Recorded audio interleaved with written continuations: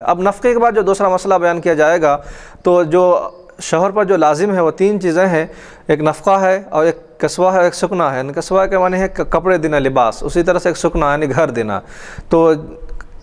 لباس اور گھر کے متعلق بھی ہم دو باتیں بیان کر لیں گے تاکہ یہ بحث ہماری مکمل ہو جائے۔ تو بیوی کے نفقے کی طرح بھی کپڑا بھی شوہر پر واجب ہے، جس طرح سے اب تک نفقہ دیا جا رہا تھا، اب اس کے بعد جو ہے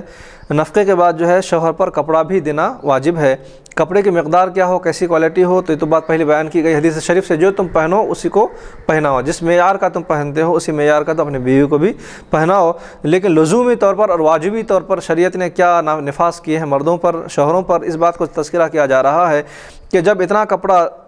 ضروری دینا ہو کہ جو ضرورت پوری ہونے کے ساتھ عرف کے ساتھ رواج کے لحاظ سے بھی کافی ہو۔ نیز مثال کے طور پر عرف جسے عام طور پر جتنے کپڑے کی ضرورت پڑتی ہے آدمی کو، 3-4 جوڑے کی ضرورت پڑتی ہے، وہ جوڑے ان کے پاس ہونے لازمی ہے اور یہ جوڑا دینا مردوں پر واجب ہے۔ اب اس کے ساتھ ساتھ جو ہے صرف لباس سے کام نہیں چلے گا، بلکہ لباس کے علاوہ اور بھی مزید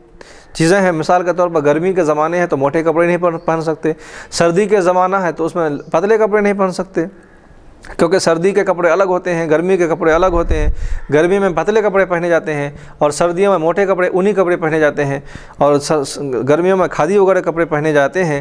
تو مرو دینا بھی مرد پر ضروری ہے، جیسا کہ شال ہے، یہ شال کب کے لیے ہے؟ سردیوں کے زمانہ کے لیے شال بھی دینا ہے۔ اسی طرح سے سویٹر ہے، چادر ہے،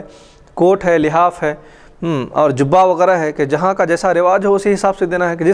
جس مقام پہ جس طرح کے لوگ لباس پہنتے ہیں تو اسی طرح کا لباس اس کو دینا۔ عام طور پر مروجہ طور پر وہ اپنی بیوی کو لباس اور سکنا یعنی رہنے کے لیے کپڑا دینا ہے، اور رہنے کے لیے مکان کی تذکرہ آگے آ رہا ہے۔ میاں بیوی دونوں کے لیے ایک ہی کافی ہے، مگر صاحب در مختار نے جیسا کہ بعض روایتوں میں یہ بیان کیا گیا ہے، لحاف، بستر وغیرہ تو یہ ایسی چیزیں ہیں کہ میاں بیوی دونوں کے لیے ایک ہی کافی ہے۔ یہ بھی تصور کیا جائے کہ جیسا کہ بستر ہے، لحاف ہے، بلینکٹ، کمبل وغیرہ ہے تو ایک ہی کافی، ایک ہی میں دونوں اوڑھ سکتے ہیں، یہ بھی ایک کافی ہو سکتا ہے۔ لیکن صاحب در مختار نے فرمایا کہ نہیں، ایسا نہیں چلے گا، بلکہ ان کے قول کے مطابق لحاف اور بسترہ وغیرہ بھی جو ہے عورت کے لیے علیحدہ ہونا ضروری ہے۔ اور اس لیے علیحدہ ہونا ضروری ہے کیونکہ عورت حیض کی حالت میں یا مرض کی وجہ سے کبھی اپنے شوہر سے الگ بھی سوتی ہے، کہ ایک ہی لحاف میں دونوں عام طور پر سوتے ہیں، لیکن بعض حالات ایسے ہوتے ہیں کہ ایک لحاف میں نہیں سوتے ہیں، جیسا کہ عورت کی طبیعت ایک ہی چادر میں، ایک ہی جو ہے بلینکٹ میں نہیں سوتے ہیں۔ جیسا کہ عورت کی طبیعت علیل ہے تو وہ الگ سے سونا چاہے گی، اگر ایک ہی لحاف ہوگا، ایک ہی بلینکٹ ہوں گے تو صرف شوہر اکیلے اوڑھ کے سو جائے تو عورت پھر کس چیز کو جو ہے اوڑھ کر سوئے گی؟ تو ایسی صورتحال میں جو ہے کہا گیا کہ بستر اور لحاف وغیرہ بھی کیا ہونا چاہیے، عورت کے لیے الگ انتظام ہونی چاہیے۔ تو یہ کس میں آئے گا؟ یا کپڑوں میں، یعنی کسوہ کے بیان میں اور کپڑوں میں آئے گا۔ کپڑا کس مقدار میں دینا ہے تو بتایا گیا، فقہاء نے فرمایا کہ کپڑا سال میں 2 جوڑے دینا لازمی ہے۔ مذکورہ کپڑے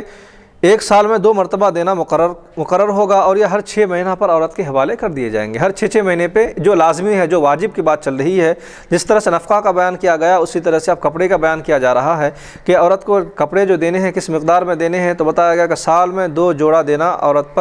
عورت کے لیے مرد پر دینا واجب ہے کہ ہر 6 مہینے میں اس کو حوالے کر دیں۔ اگر 6 مہینہ مقرر ہو گئے تو پھر 6 مہینے سے قبل عورت کا مطالبہ حق نہیں ہوگا، 6 مہینے سے پہلے مطالبہ کرنے کا حق نہیں ہے۔ اگر عورت نے خلاف عادت کپڑے کو اس طرح استعمال کیا جو 6 مہینے سے پہلے پھاٹ ڈالا یا پھر 6 مہینے سے قبل، کپڑا دینا واجب نہیں ہوگا۔ یعنی کپڑے کو عورت نے اس طرح سے استعمال کیا کہ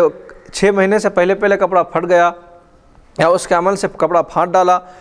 تو پھر اس طرح سے دوسرا کپڑا دینا واجب نہیں ہوگا۔ لیکن کپڑا کمزور تھا، اگر وہ پھٹ گیا تو پھر وہ دوسرا مطالبہ کر سکتی ہے، لیکن اس کے عمل سے اگر کپڑا پھاڑا گیا ہے تو دوسرے کپڑے کا مطالبہ نہیں کر سکتی ہے۔ اور اگر کپڑا 6 ماہ گزر جانے کے بعد بھی باقی رہا، اور اس کے باقی رہنے کا سبب یہ ہے کہ کپڑا استعمال ہی نہیں کیا یا کپڑے کے ساتھ دوسرا کپڑا بھی استعمال کیا، تو ایسی صورت میں دوسرا کپڑا بھی لے سکتی ہے۔ اب اگر 6 مہینے گزر جانے کے بعد کپڑا سلامت ہے تو پھر بھی شوہر پر یہ چیزیں ہیں کہ 6 مہینے گزر جانے کے بعد اس کو کپڑا دے، تو المختصر یہ ہے کہ سال میں 2 جوڑے دینا ہے، 6 مہینے میں اس کو ادا کرنا ہے۔ اگر عورت کی زیادتی سے اگر کپڑے